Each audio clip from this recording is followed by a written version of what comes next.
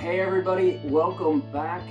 My name is David Mason. My wife Allie and I are missionaries out at the International House of Prayer in Kansas City. And this is our 5th video out of a 10-part series entitled Why I'm Confident in the Church. If you're just now joining us, we're looking at the leadership of Jesus, the hope that the Father has in the Son, the help of the Holy Spirit, and so much more. Now, before we jump in, I want to ask you a question.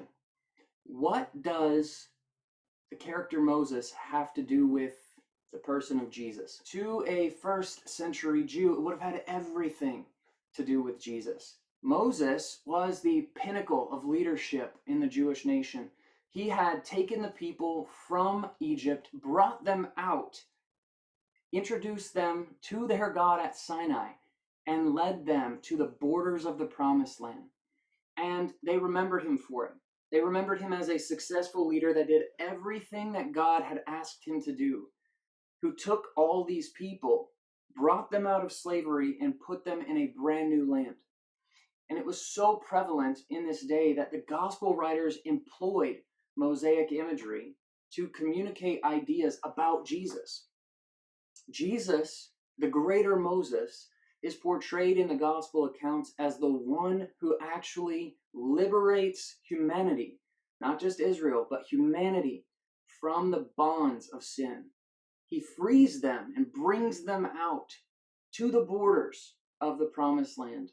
At the end of Jesus' life, he goes to pray before going to the cross, and he says that the Father has given him all of these ones to shepherd and steward, all the disciples, and that he hasn't lost a single one of them. That's John 17. But the beauty of that is that Jesus is saying, I've been faithful to accomplish what you've asked me to do. Father, I've given everything that you've asked of me, and these ones are ready.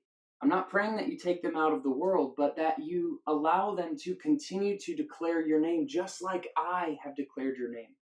And it's interesting because he goes on to say, in addition to that as Jesus has been faithful to declare the name of the Father, so too he will continue to declare the name of the Father until the love that the Father had for Jesus is made manifest in the hearts and the minds of those that are now part of the church. Jesus is saying that his mission on earth in his physical form is done. But at the same time, that he's still committed to these 11, and ultimately those that would believe through their message, he's still committed to them to make the Father's name known unto perfect, mature love. That includes today.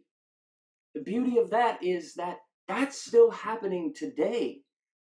And Jesus is just as committed to the church, is using that same power, that same desire to come after you. Not just you individually, but you corporately, the church as a whole. He cares about all of those that have been given to him. He cared just as much about Thomas as he did about Peter. Loved Bartholomew, because we often forget him, just as much as he loved John, and was committed to both of them, to all of them in the exact same way. Jesus is committed to the church, to those that have been given to him. They will have the love that God the Father has for Christ put inside of their heart and their mind. That's the end goal. That's the fullness of what Jesus is talking about.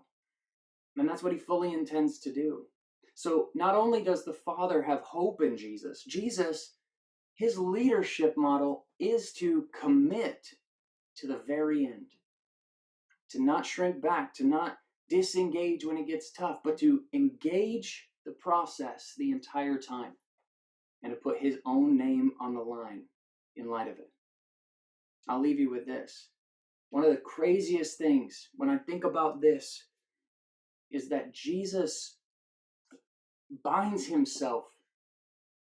He binds himself to broken people. He asks that we represent him, and we do it so poorly. but he doesn't just throw us away. He commits to helping us in that process, to shifting our ideas, to changing our different beliefs that are offended towards him. And if we let him, if we draw close, he restores all the brokenness. And we come out on the other side with grateful hearts, thankful hearts. The whole point of Jesus' leadership is to establish our hearts in the love that God has for the Son. So the same love that the Father has for the Son has for you, the Father has for you, and we eventually will have for each other. I hope this has been encouraging.